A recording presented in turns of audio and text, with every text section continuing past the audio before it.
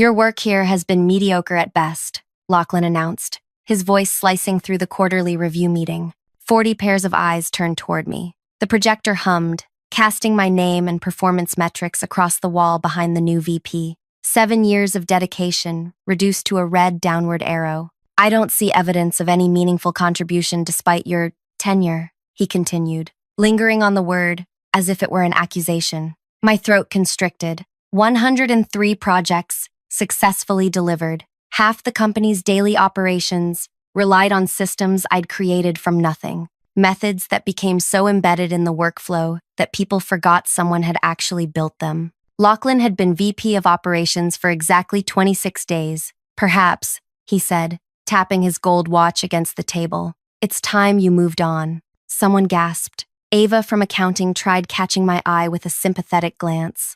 On the far side of the conference room, our CEO Radley studied his tablet, apparently fascinated by whatever was on the screen. I've reviewed historical metrics, Lachlan continued, flipping to the next slide. Your output lags behind newer team members with half your experience. Your initiatives lack innovation. Your technical solutions are uninspired. Each word landed like a blow against my chest. I'd stayed late, countless evenings, perfecting those uninspired solutions, while Radley built the company's reputation on their reliability. We need visionaries, Lachlan said, gesturing toward 2 junior developers who joined 6 months ago. People who understand modern approaches. I glanced around the room. These people had called me at midnight when systems crashed. They'd celebrated birthdays with me, sent cards when my mother died. Now they stared at their notepads, their keyboards, anywhere but my face. I stood slowly, gathering the strange calm that comes when your world implodes. The silence stretched as I surveyed the room.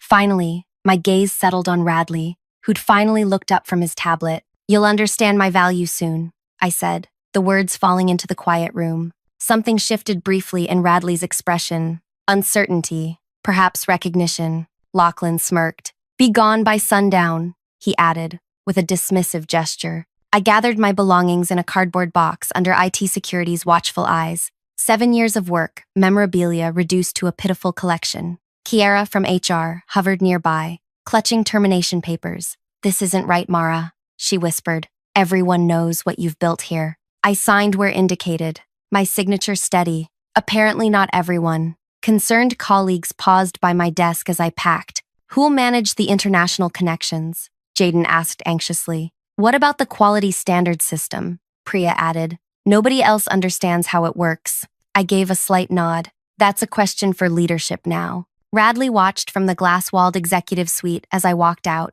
No conversation about transition. No recognition of departing knowledge. 7 years of institutional memory simply walking away. I kept my spine straight until the elevator doors closed. Only then did my hands begin to tremble. Before we continue further, thank you for diving into this story with me. If you're enjoying it so far, please hit that like button and subscribe for more corporate drama stories like this one. Drop a comment below sharing your thoughts or if you've ever witnessed someone's contributions being overlooked. Now, let's get back to what happened after I walked out of those doors. My name is Mara Finch, and until 3 hours ago, I was the systems integration specialist at Brightline, a company I helped build from a struggling startup to an industry leader. Not that anyone would know it from my title or my paycheck. I'm the person who solves problems nobody else can figure out. The one who creates solutions so seamless, they become invisible. The worker who stays until midnight not for recognition but because leaving something broken is simply not in my nature.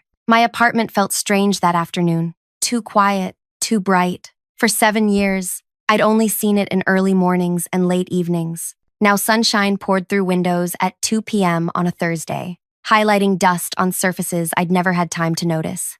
I poured myself a glass of wine and simply breathed. The story of how I ended up at Brightline began at a tech conference where I met Radley Chen, an ambitious entrepreneur with big ideas, but practical limitations. His startup struggled with integration issues. His development team built impressive individual features, but they didn't work together cohesively. What you need isn't flashier features, I told him after his presentation. You need someone to make your existing pieces function as a unified whole. He hired me the next day. I was employee number 12. In those early years, I tackled impossible challenges that others avoided. My solutions weren't glamorous, but worked so extraordinarily well. They became invisible, dependable foundations everyone simply expected to function. When we landed our first major client, it was my middleware that enabled their legacy systems to communicate with our cutting-edge platform. When we expanded internationally, I created the translation matrices that allowed seamless operation across multiple languages and regulatory frameworks. When our server infrastructure repeatedly crashed under growing demand, I redesigned our entire approach to scaling. None of these achievements came with public recognition or accolades. That wasn't my role. While others presented to clients or demonstrated flashy front-end features, I ensured everything actually worked. My value was in reliability, not spectacle. As the company grew, new management layers formed between me and senior leadership, people who didn't understand what I'd built or how crucial it was to daily operations. People like Lachlan. He arrived from a competitor with grand promises of transformation and next-level thinking. His first act was evaluating every department for optimization opportunities. His second was systematically dismissing anyone whose contributions weren't immediately visible on quarterly reports. I became an obvious target. My salary represented 7 years of modest increases. My projects rarely generated direct revenue. They enabled other teams to succeed. On paper, to someone who didn't understand our systems, I looked dispensable. For weeks after my departure, I rediscovered forgotten pleasures. I watched sunrises with coffee instead of debugging code. I reconnected with friends who'd stopped inviting me places. I remembered how life felt beyond corporate walls. Then the messages started arriving from former teammates. The international portal keeps crashing. Nobody knows why. The quality standards automation is giving bizarre results. Lachlan's furious. Half the development team is working weekends trying to figure out your systems. Not through any deliberate sabotage, not through withheld information. I documented everything meticulously. But because truly effective systems require something beyond written instructions, the contextual understanding that exists only in their creator's mind. Waking up without anxiety felt strange after so many years. I started taking walks in the morning, applied for positions at companies where my skills might be valued, even considered starting my own consultancy. Then my phone buzzed with a text from Priya. "You should see what's happening here." She sent a link to a business news article.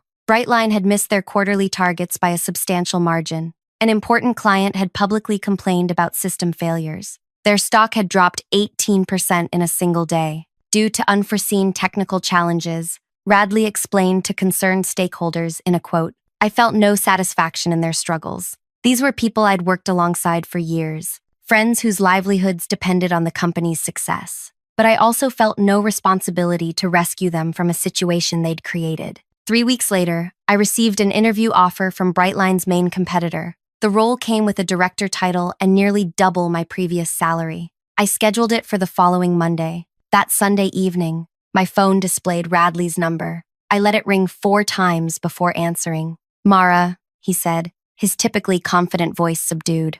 "How are you?" "Surprisingly well," I replied honestly. An uncomfortable silence stretched between us. "We've encountered some difficulties," he finally continued. "I've heard. The VP who made that unfortunate decision is no longer with us." Lachlan had lasted less than 2 months. I felt a flicker of vindication but kept my voice neutral. "That's unfortunate." The silence hung between us, heavy with unspoken tension. I listened to Radley's breathing on the other end of the line, waiting. "Let him work for this conversation. We need your expertise," he finally admitted. "The board has authorized me to make a substantial offer for your return." I sat at my kitchen counter, tracing patterns in the condensation on my water glass. 7 years of dedication, erased in a 20-minute meeting, and now they wanted me back because things were falling apart. "What's your offer?" I asked, my tone deliberately neutral. He named a figure 20% higher than my previous salary, a modest title upgrade, potential equity options after a year. "That's interesting," I replied, "but insufficient." "Mara, be reasonable." I was reasonable for 7 years, Radley. Reasonable about my compensation, reasonable about credit for my work, reasonable when you brought in Lachlan without consulting anyone who actually understood our operations. My voice remained calm, but each word carried the weight of accumulated grievances. "I'm done being reasonable. I stated my requirements, triple my previous compensation, executive authority over technical operations, and public acknowledgement of my historical contributions to the company. That's considerable, he responded, discomfort evident. Actually, it's entirely fair, I replied. You're not paying for future work. You're compensating me for what I've already created that nobody else understands fully. The board will never. Then find someone else to fix your systems, I interrupted. Though, I suspect you've already tried. Another long pause. I could almost feel him calculating the cost of continued failures against meeting my demands. I have an interview with Lumina tomorrow,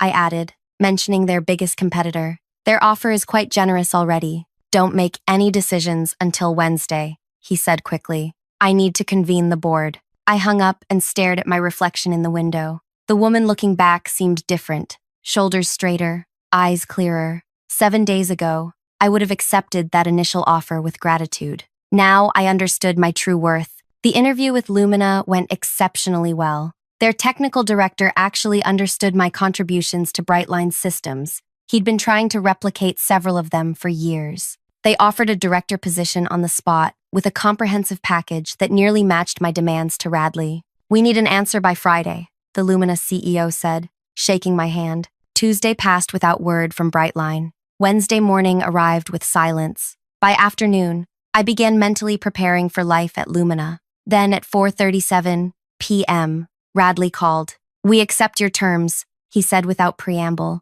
All of them. I felt a curious mixture of vindication and unexpected sadness. Send over the paperwork. There's one additional request, he added. The board wants you to start immediately. Tomorrow, if possible. Monday, I countered. I need time to prepare. Things are urgent, Mara. They became urgent the moment Lachlan decided I was dispensable, I replied. Monday is quite soon enough. The employment contract arrived within the hour. Triple my previous salary. Senior Vice President of Technical Operations. A seat on the executive leadership team. Public acknowledgement of my contributions. Everything in writing. Signed by Radley and the board chairman. I signed and returned it, then poured myself a glass of wine in celebration. Not of returning to Brightline, but of finally being valued appropriately. The announcement circulated Monday morning. My return described as a critical leadership acquisition with detailed acknowledgement of my essential historical contributions to Brightline's core infrastructure.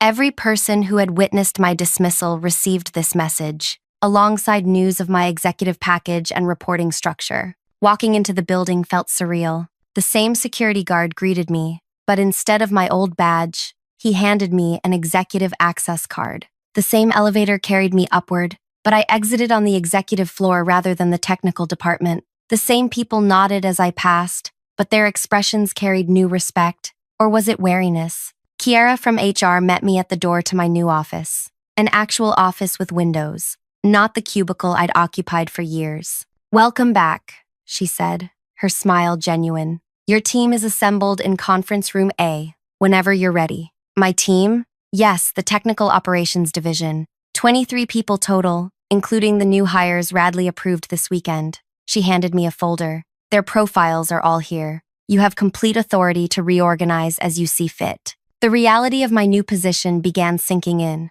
This wasn't just about fixing what had broken in my absence. This was actual leadership authority. In conference room A, nervous faces greeted me. Some familiar colleagues, some new hires, all waiting to see who exactly I'd become after my public dismissal and triumphant return. Good morning, I began, surveying the room. Most of you know me. Some don't. For 7 years, I built and maintained the systems that form the backbone of this company. Now, we're going to rebuild what's been broken and create something stronger. Jaden raised his hand tentatively. Is it true? The Aurora project failed completely after you left? The Aurora project, our largest client implementation, had been my last major architecture before Lachlan arrived. It didn't fail, I corrected. It was failed by poor leadership decisions that removed its principal architect without transition planning. I opened my tablet and projected the current system status. Now, let's see what we're working with.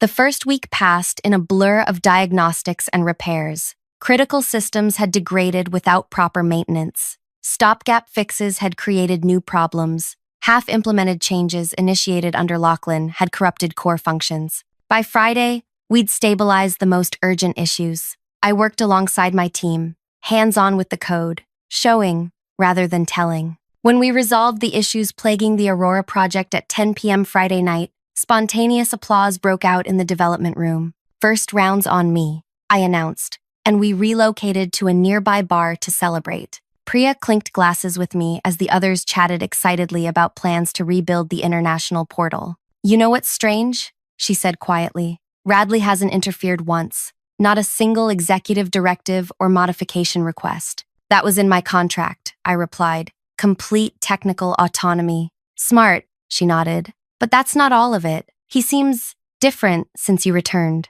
Watchful, almost nervous. I considered this. Executives don't like being proven wrong publicly. Maybe. She studied me. What are you really after, Mara? Revenge for how they treated you? The question caught me off guard with its directness. What did I want? The validation of return? The satisfaction of proving my worth? Something deeper? I want what I've always wanted, I finally answered. To build something that works properly. But as I said it, I recognized the half-truth. There was something else brewing beneath my calm exterior. A plan forming that I hadn't fully acknowledged even to myself. The second week brought my first executive leadership meeting. I sat at the gleaming conference table, now a peer to those who'd previously barely acknowledged my existence. Radley presided with his usual charisma, but I noticed how his gaze frequently darted to me throughout the presentations. The chief financial officer presented quarterly projections showing recovery after the recent troubles. The VP of sales detailed renewed client confidence.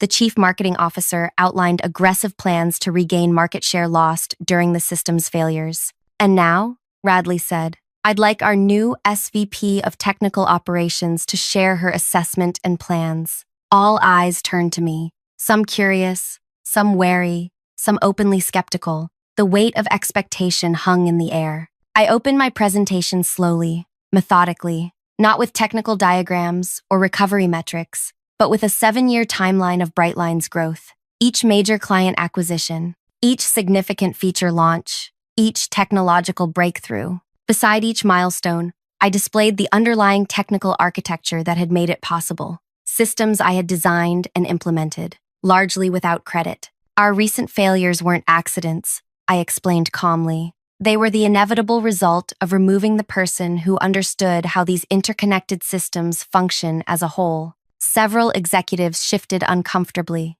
Radley's expression remained carefully neutral. Moving forward, I continued, we have two choices. We can patch the existing systems, a temporary solution that will require constant maintenance, or we can rebuild properly with appropriate resources and recognition for the architects. What's your recommendation? Asked the CFO. Rebuilding is the only sustainable path, I replied, but it requires something Brightline has historically lacked: transparency about who creates value and appropriate compensation for their contributions. The room grew uncomfortably quiet. Are you proposing structural changes beyond your department? Radley asked carefully. I'm proposing a culture change, I answered, meeting his gaze directly. One that prevents us from ever again discarding someone whose value we've failed to recognize. The tension in the room was palpable. I'd pushed boundaries, made implicit criticisms explicit, but something told me this was merely the opening move in a larger game, one where I finally held cards worth playing. As we adjourned, Radley asked me to remain behind. The door closed, leaving us alone in the large conference room. That was quite a presentation, he said, his tone unreadable. Just establishing context, I replied. He studied me for a long moment. What's your actual plan here, Mara? Beyond the contract terms and system repairs? I met his gaze steadily. You'll understand that soon enough. His expression flickered with something between concern and curiosity. I'm beginning to think bringing you back might have unexpected consequences. Most valuable things do, I replied simply, gathering my materials. See you tomorrow, Radley. As I walked to my office, my phone buzzed with a message from an unknown number. We need to talk about what really happened with Lachlan. Not everyone at Brightline is who they appear to be. Meet me at Riverside Park, 7 p.m. tonight. Come alone. I stared at the cryptic message, my fingers hovering over the screen.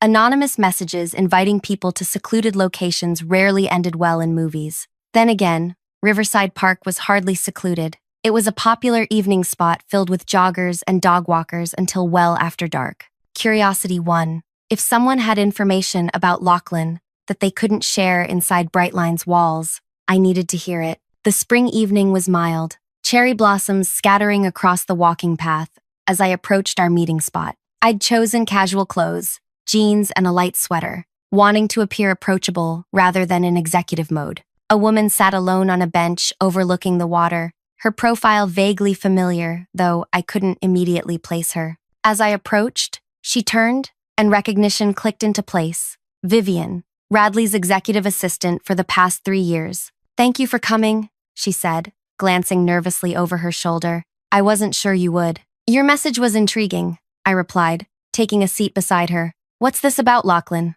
She pulled a small tablet from her bag, fingers trembling slightly as she unlocked it. "Lachlan didn't choose you for dismissal at random. And he wasn't just incompetent, he was deliberately sabotaging specific projects." "Why would he do that?" I asked, skepticism edging my voice. "Because he never actually worked for Brightline." She handed me the tablet. "At least, not exclusively." The screen displayed a private email thread between Lachlan and an external address. I scrolled through, my blood pressure rising with each message. Detailed reports on Brightline's proprietary systems, assessments of vulnerable points in our architecture, lists of key personnel to neutralize, with my name at the top. "He was working for Lumina," I whispered, the realization crashing over me. "Corporate espionage." Vivian nodded gravely. "Not just gathering intelligence, active sabotage. He was brought in to weaken Brightline from within, target key systems, remove essential personnel, create openings for Lumina to exploit in the market.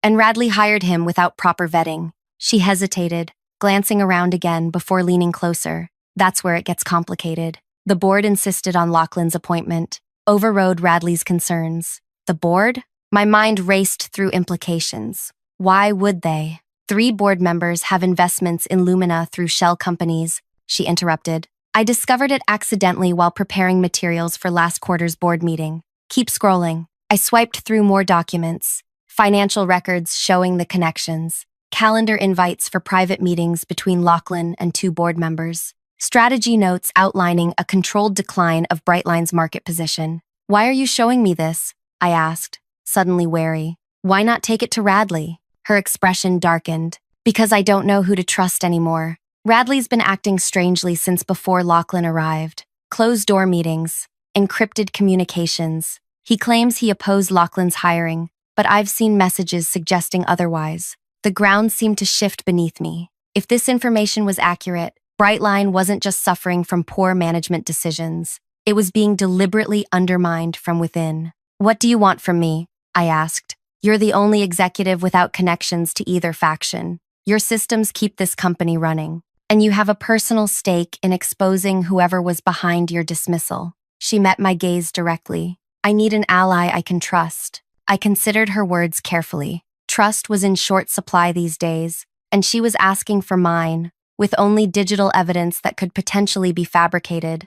"I'll look into this," I said finally, "but I need time to verify independently." She nodded, seemingly relieved. "That's all I ask. Be careful who you confide in." As I walked home, my mind churned with possibilities. If Vivian's information was accurate, my return to Brightline had placed me in the center of a corporate war I hadn't known was being fought. My dismissal hadn't been about my performance. It had been strategic elimination of a obstacle. But who was really pulling the strings? Rogue board members? Radley himself? External forces I hadn't identified? The next day, I began subtle investigations. Nothing that would trigger alarms, just careful probing of system logs and access patterns. Who had been reviewing which portions of our architecture? Which projects had received unusual scrutiny during Lachlan's brief tenure? What I found confirmed portions of Vivian's claims. Lachlan had indeed focused his attention on our most innovative systems, the ones that gave us competitive advantage. He had systematically removed or reassigned personnel who understood these systems best, starting with me. But something still didn't add up.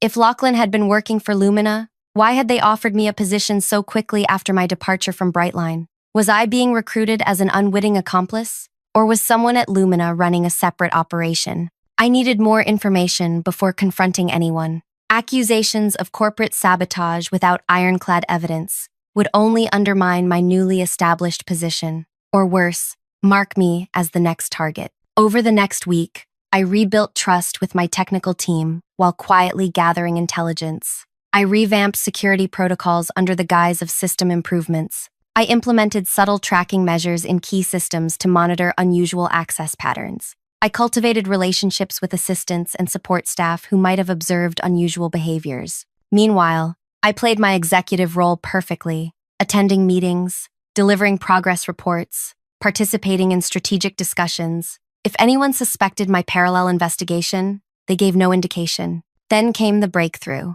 Late one evening, as I worked alone in my office, my monitoring alert pinged softly. Someone was accessing our client database using Radley's credentials at 11:24 p.m., when Radley was supposedly at a charity gala across town. I'd seen the social media posts of his arrival less than 30 minutes ago. I traced the access point, a private terminal in our secure development area, where few had authorization after hours. I pulled up the security camera feed and froze. There sat Bennett, chairman of the board, methodically reviewing our most sensitive client information. He wasn't just browsing, he was systematically downloading contact details for our highest value clients. I captured the footage and data trail, then quietly logged the activity in my secure private server. One piece of the puzzle, but a significant one. The next morning, Radley called an emergency executive meeting. His expression was grim as we assembled. "We have a situation," he announced once the door closed.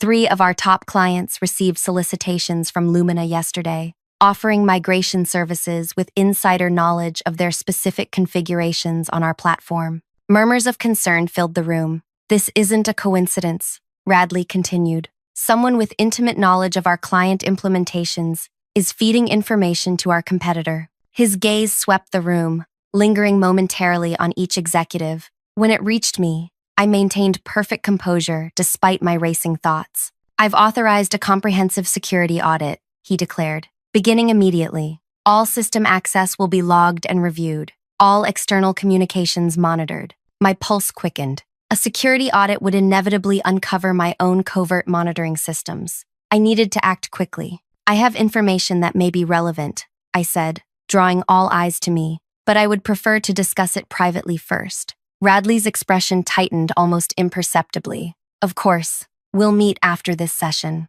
The meeting continued with discussion of damage control measures, but tension hung in the air. I'd made a calculated risk, revealing that I had information without specifying what it was. Now I needed to navigate the fallout carefully. When the room cleared, Radley closed the door and turned to me. "What information?" "Mara," I measured my words carefully. "I've observed unusual access patterns in our systems, not from external threats, but from within Brightline." His expression remained neutral. "Go on. Someone used your credentials last night to access client data, while you were verifiably elsewhere." A flicker of genuine surprise crossed his features. "That's impossible. My authentication requires biometric confirmation." "Nevertheless, it happened. I have the logs." He sank into a chair, expression troubled. "Show me." I pulled up the sanitized logs, enough to demonstrate the breach without revealing my monitoring system. "I haven't identified who yet, but they're using executive credentials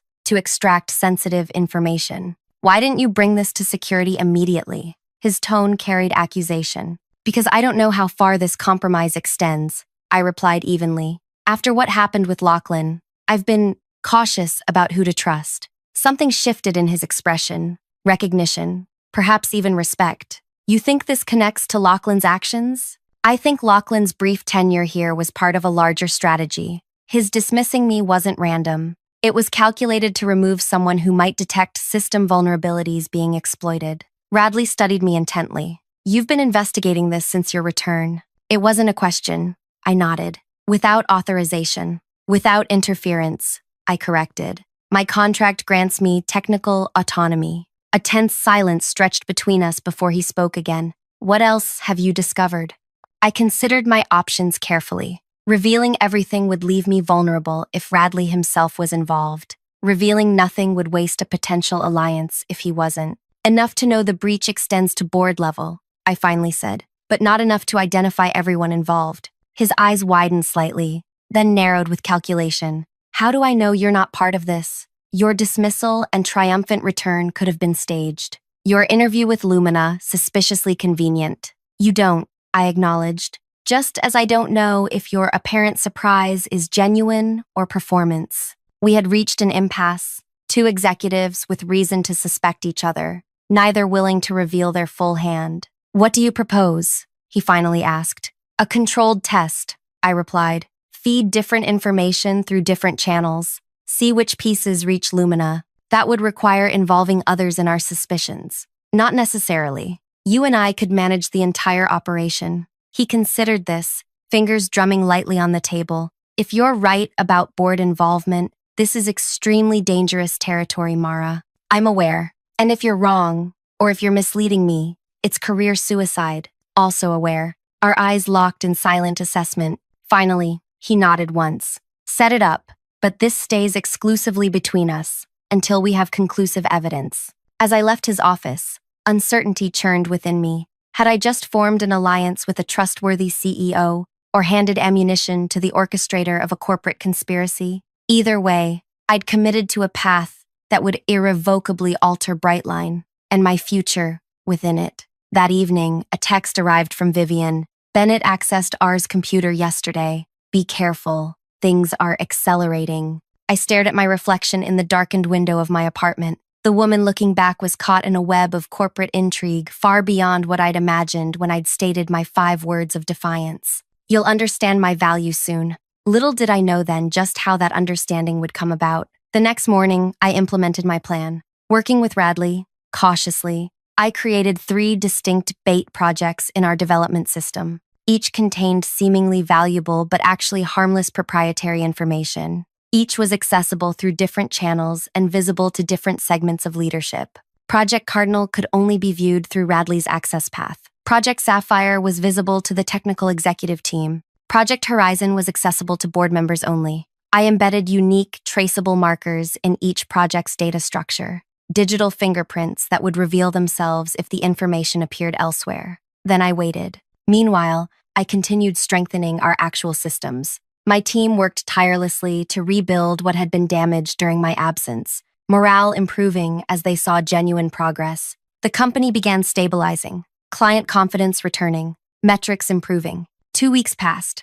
I maintained my vigilant monitoring while presenting a perfect facade of executive integration. Radley and I had daily check-ins regarding our trap projects, careful to disguise them as routine development reviews. Then, on a Tuesday morning, my alert system triggered. Project Horizon, the board-level bait, had been accessed at 3:17 a.m. from Bennett's private terminal. By noon, elements of its proprietary algorithm had appeared in a confidential pitch Lumina was preparing for one of our wavering clients. I summoned Radley to my office, reverse of our usual meeting pattern, a power move I made, deliberately. "We have confirmation," I said without preamble, showing him the evidence. "Bennett is feeding information to Lumina. The question is whether he's acting alone." Radley studied the data, expression hardening. "This is definitive, but confronting a chairman without board support is suicide, which is why we don't confront him yet." I pulled up our company's articles of incorporation on my screen.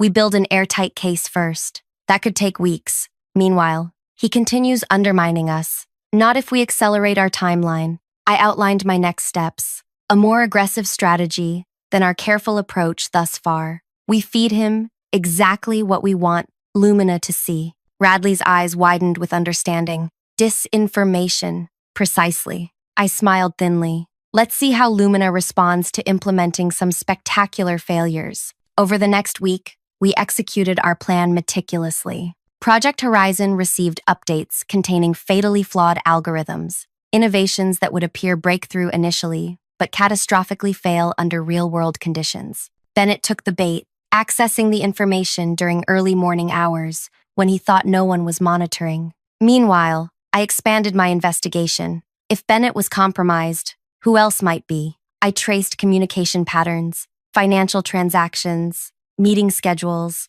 building a comprehensive map of potential conspirators. The results shocked even my cynical expectations. 3 board members, including Bennett, the recently departed Lachlan, and 2 current executives, showed clear connections to Lumina through various channels. They'd been systematically weakening Brightline from within, positioning Lumina to absorb our failing company at a fraction of its value. But the most surprising discovery came buried in encrypted communications on our backup servers. Radley himself had known about the infiltration far longer than he'd admitted to me. He hadn't initiated it, but he'd recognized it months ago and chosen strategic inaction. Why? The answer came in further communications. Radley was playing a longer game. Rather than exposing the conspiracy immediately, he'd been gathering evidence while appearing oblivious. His plan had been progressing methodically until Lachlan, overeager and unaware of Radley's knowledge, had accelerated matters by dismissing me. My return had forced Radley's timeline forward. He'd needed me to fix the systems Lachlan had damaged, but he hadn't anticipated my own investigation running parallel to his. Now we were both aware of each other's knowledge, circling warily like chess players who've recognized an unexpected master across the board. I called Vivian. We need to talk. Not in the park this time. We met at a small cafe far from Brightline's offices. Her nervousness had increased visibly since our last meeting. Radley knows, she said immediately. He asked me about our communication yesterday. What did you tell him? That I've been keeping you informed of unusual activities, as any good assistant would do for a senior executive. She fidgeted with her napkin. He seemed to accept it, but he's watching me more closely now. You need to continue exactly as before, I instructed. Don't change any patterns. If Radley truly suspects you, altered behavior will only confirm it. And you? She asked. What's your next move? I considered how much to reveal. Vivian had proven reliable thus far, but complete transparency remained risky. I'm gathering final evidence, I said carefully. When it's complete, we'll act decisively. Against Bennett? Against everyone involved in undermining this company, I replied, including those who knew and chose inaction. Her eyes widened slightly. Be careful, Mara. These people destroy careers, and worse, when threatened. I smiled grimly. They already tried destroying mine. That didn't work out as planned. The quarterly board meeting arrived, the perfect stage for the final act of this corporate drama. 2 days before, I sent Radley a comprehensive briefing detailing everything I'd discovered, including his own early awareness of the conspiracy. My message was simple. We could proceed together or as adversaries, but proceedings were now inevitable. His response came 6 hours later. Together. My office, 7 a.m. tomorrow.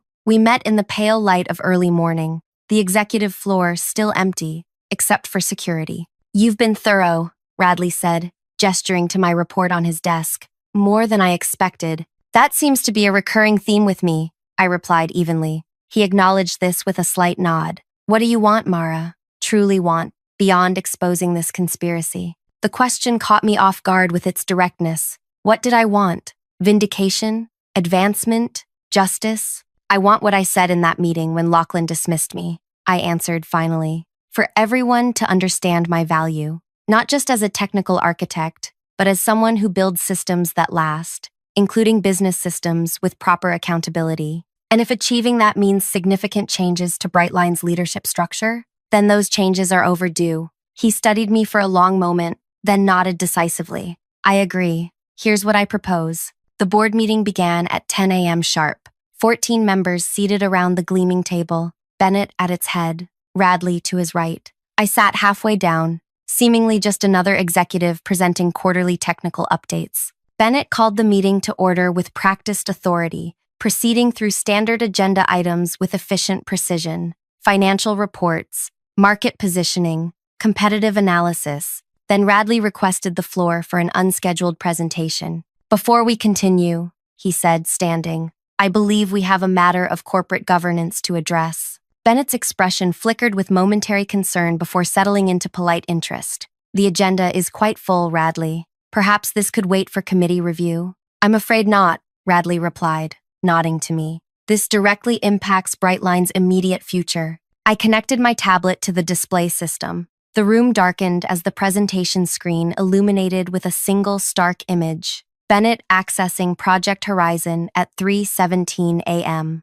What is this? Bennett demanded, voice sharp. Evidence, I replied calmly, of systematic corporate espionage and sabotage orchestrated from within this room. Chaos erupted. Bennett attempting to adjourn the meeting, other implicated board members rising in protest, the remaining directors demanding explanations. Through it all, Radley and I stood calmly at the center of the storm we'd unleashed. When order finally restored, I methodically presented our findings: access logs, communication records, financial connections, the deliberate weakening of Brightline's position to benefit Lumina, the strategic elimination of personnel, including myself, who might have detected the scheme earlier. "This is absurd," Bennett sputtered. "Fabricated evidence from a disgruntled employee you never should have rehired." "Actually," I smiled thinly, "that dismissal was your conspirators' most significant miscalculation." I switched slides to display Lachlan's original assessment of me, the confidential report that had preceded my public humiliation. "Subject demonstrates dangerous potential to identify system vulnerabilities. Maintains comprehensive understanding of interconnected architectures. Recommend immediate removal before detection possible." The room fell silent as implications sank in. "My dismissal wasn't about performance," I continued. "It was about eliminating the person most likely to discover your scheme. But instead of disappearing quietly, I came back with executive access and a mandate to investigate exactly the systems you were exploiting." Bennett's face had gone ashen. "This meeting is adjourned. We'll reconvene after legal review of these allegations." "Actually," Radley interjected smoothly, "we've already consulted legal counsel and the SEC and federal prosecutors specializing in corporate espionage. The trap closed." External investigators entered the boardroom, accompanied by corporate counsel. 3 board members, including Bennett, were escorted out for immediate questioning. The remaining directors sat in stunned silence as Radley outlined the transition plan we'd developed. "Effective immediately, Bennett and the implicated directors are suspended pending investigation. I will continue as CEO with expanded oversight from non-compromised board members, and Mara Finch will assume the position of Chief Operating Officer, with particular focus on restructuring our governance systems to prevent future vulnerabilities." Murmurs of shock rippled through the room. It wasn't just technical systems I would be rebuilding. It was the entire operational structure of Brightline itself. As the meeting concluded in subdued discussion of next steps, Radley approached me privately. "Spectacular execution," he said quietly, "though I notice you omitted my early awareness from your presentation." "Strategic decision," I replied. "The company needs stability during transition. 2 adversaries can become allies when facing a greater threat. And now that the threat is neutralized," I smiled, "now we rebuild something better. Together, if your intentions align with mine." He extended his hand. "To new beginnings, COO Finch." 3 months later, Brightline had transformed. With Bennett and his co-conspirators facing federal charges, we'd restructured both our technical systems and corporate governance. Transparency initiatives, equitable recognition programs, advancement based on measurable contribution rather than politics. The Aurora project had relaunched successfully. Client confidence had fully restored. Our stock had rebounded beyond pre-crisis levels. In my new corner office, I sometimes reflected on the journey, from undervalued technical specialist to company leadership. My revenge hadn't been destruction. It hadn't even been the public vindication of my return. It had been something far more satisfying, rebuilding the company in my own image, creating systems of lasting value that recognize the contributions of everyone involved. Sometimes the most powerful revenge isn't what you destroy, but what you create in the aftermath of betrayal. Thank you so much for staying with this story until the end. If you enjoyed Mara's journey from undervalued employee to powerful executive, please hit that like button and subscribe for more corporate revenge stories. Have you ever witnessed someone's contributions being overlooked until they were gone? Share your experiences in the comments below. And if you'd like to hear more stories about workplace justice, let me know what situations you'd like to see explored next.